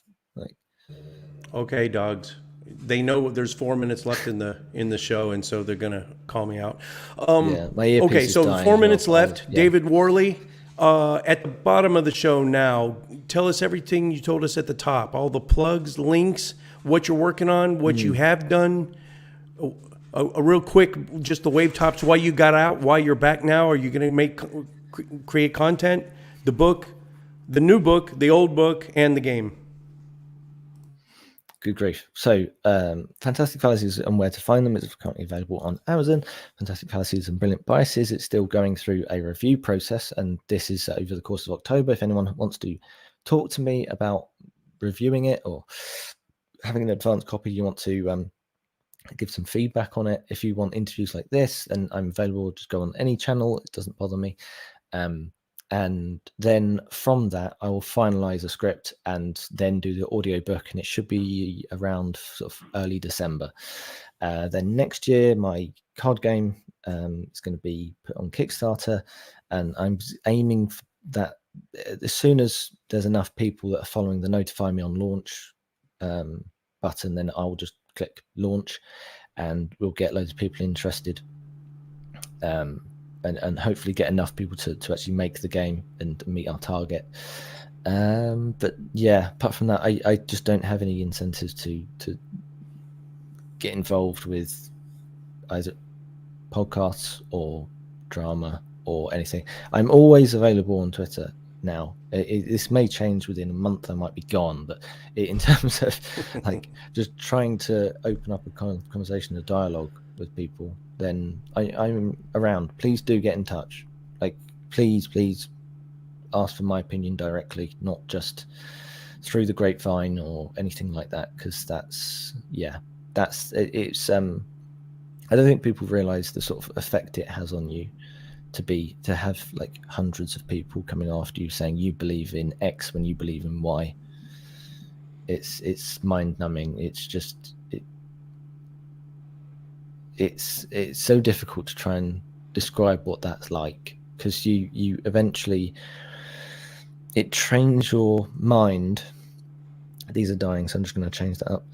It changes your thought processes such that you eventually start to think about how let me just get that on there, that's fine. Every single counter argument. So if you even if you have a thought, you then immediately think of the most extreme opposite thought. So there was something on Twitter earlier about like explaining social media, and thank you. Yeah, I'll get in touch with that. Where it was explaining like I prefer mangoes over oranges. And then the next message below would be like, you hate oranges, you didn't even consider bananas and coconuts, and you're just a bigot, and it's like, no, I just prefer mangoes, like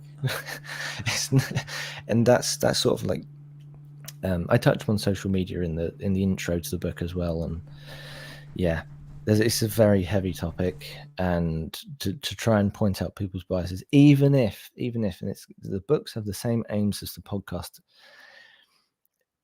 even if at the very base level everyone thinks I'm wrong and everyone needs to correct me, great, because I've undergone the process. I haven't just sat there and been insular for 10 years. I've actively tried to understand, and I've tried to get people's perspectives.